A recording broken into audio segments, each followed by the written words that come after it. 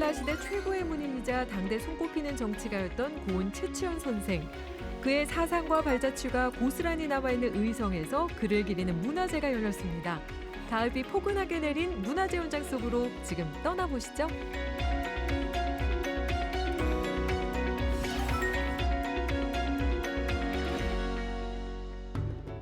고운 산세가 포근하게 감싸는 곳. 완연한 가을에 단풍도 잠시 쉬어가는 이곳에 특별한 행사가 열렸습니다. 바로 신라시대 대문인인 최치원 선생을 기리는 문화제인데요. 고은 최치원 선생의 사상과 업적을 기리기 위해서 저희들이 그리고 그분의 정신을 한번 이 시대에 되돌아보고자 가족과 함께 그리고 지역과의 상생 이러한 슬로건을 걸고 저희들이 개최를 했습니다. 신라 말에 태어나 어린 나이에 중국을 건너간 최치원 선생. 당나라에서 여러 관직을 지내며 탁월한 문필가로 찬사를 받았는데요. 이후 고국으로 돌아와 육두품 최고의 관직에 오른 선생은 말년에 의성에 머물면서 이곳과 인연을 맺게 됩니다. 최치원 문화제는 이런 선생의 업적을 기리고 고운사와 지역민들이 함께하는 문화 행사입니다. 어르신의 그 뜻을 기리기 위해서 참여하게 됐습니다. 알죠. 그것 때문에 더 시간을 내서 왔습니다. 자라나는 아이들에게는 여전히 낯선 인물 최치원. 향이 타오르는 동안 조용히 명상하며 향 공양을 올립니다. 최치원 문화제는 선생을 기리는 고유제로 시작됩니다. 가르침과 그런 이념이 제대로 구현될 수 있도록 우리가 최치원 문화제의 정치성을 하나 둘 다시 살려서 제자리에 갈 수 있도록 최선의 노력을 다해나가겠습니다. 최치원 선생을 기리는 의식을 시작으로 본격적으로 시작된 문화제. 사람들은 소원 풍선을 통해 염원의 마음도 같이 풀어내 봅니다. 문화제 기간 동안 다양한 행사가 열리지만 가장 먼저 살펴볼 건 바로 이 학술대회. 우리나라 최초의 문집이자 선생의 업적 중 하나인 개원필경을 중심으로 석학들의 이야기를 들을 수 있었습니다. 우리나라의 문학의 효시고 전범이고 지금도 우리가 이런 문학과 또 이 시문 하는 데 있어서 최치원 선생의 이 개원필경집이 하나의 모범으로서 지금도 자리매김하고 있다 이렇게 얘기할 수 있습니다. 생각보다 더 많은 정보를 알게 됐고 최치원 선생님에 대해서 평소에 잘 몰랐는데 내용에 대해서 좀 더 자세하게 알 수 있어서 좋은 시간이었던 것 같습니다. 최치원 선생이 신라로 귀국 후 개원필경으로 고국과 인연을 시작했다면 관직에 물러난 후 가장 많은 인연을 남긴 곳은 바로 이곳인데요. 고운사에는 곳곳에 최치원 선생의 흔적을 찾을 수 있습니다. 고운사 스님들하고 소통을 하면서 앞에 보이는 이 가운루 건물과 우와루 건물을 같이 불사를 해요. 그래서 고운사는 원래 높을 고자 구름 문자거든요. 그분이 호를 따라서 외로울 고자로 바꿔줘요. 그래서 가장 어떻게 보면 최치원 선생을 존중해 준 것이 고운사 스님들이죠.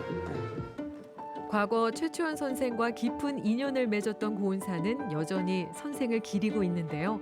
문화제가 있는 날이면 방문하는 사람들이 많습니다. 음식을 나눠 먹을 수 있대서 기다리고 있어요. 사찰 음식을 맛보고 배울 수 있는 사찰 음식 축제. 최치원 선생의 인연과 지역민들에게 사찰 음식을 소개하기 위해 매년 이맘때 열리는데요. 올해는 다양한 사찰이 참여했습니다. 김치하고 파프리카 노란색, 빨간색하고요. 그리고 그 오이가 들어갔어요. 거기에 이제 소스가 우리가 참깨하고 검정깨를 갈아서 만든 거예요. 건포고하고 다시마로 맑은 육수를 내가지고 끓여갖고 국산 뜰깨 피랑 찹쌀가루를 해가지고 15년 된 시간장에 소금이랑 그렇게 해서 했습니다. 지난 9월 말 사찰 음식 사전 교육을 통해 음식과 상차림을 배우게 된 사람들. 참가한 사찰만 해도 30여 곳이나 되는데요. 이때 배운 음식들을 축제 때 선보이게 됐습니다.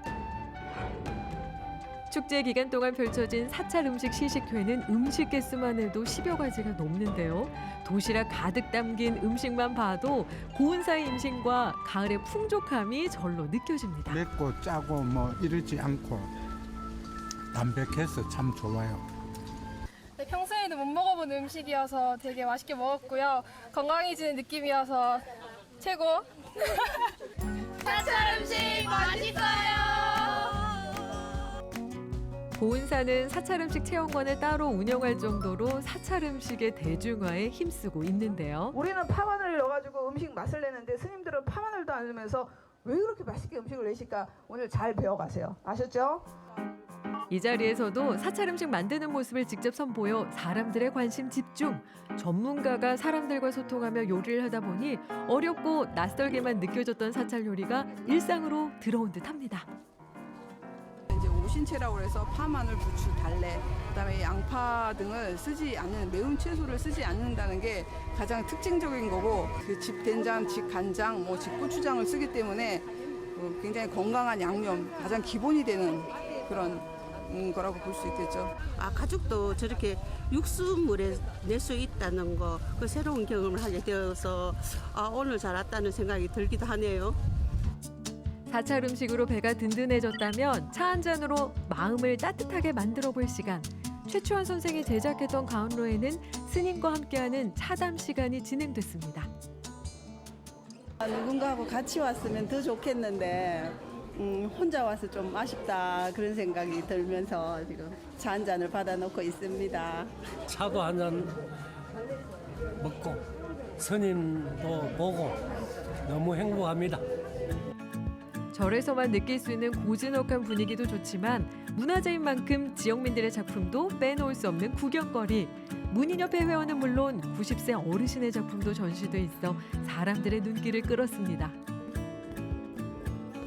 특히 최추원 선생의 정신을 이어받아 다양한 연령층이 즐길 수 있는 문화 공연도 많았는데요. 누구나 와서 즐길 수 있는 알찬 문화재가 되었습니다. 정신적으로도 많이 도움되는 것 같아요. 그리고 최추원 선생의 정신 높이 받들도록 하겠습니다. 처음에는 시골이어가지고 좀 볼 게 없을 줄 알았는데 근데 이렇게 막 많으니까 막 재미가 있어. 또 여러 가지 행사들도 있고 해서 가족들하고 즐기기에 너무 좋았던 것 같습니다. 신라시대 최고의 문필가이자 정치가로 이름난 고은 최추원 선생. 세상을 유랑하던 시절 맺었던 인연이 지금까지 이어져 오고 있는데요. 이 가을 특별한 여행을 원한다면 최추원 선생을 만나러 떠나보는 건 어떨까요?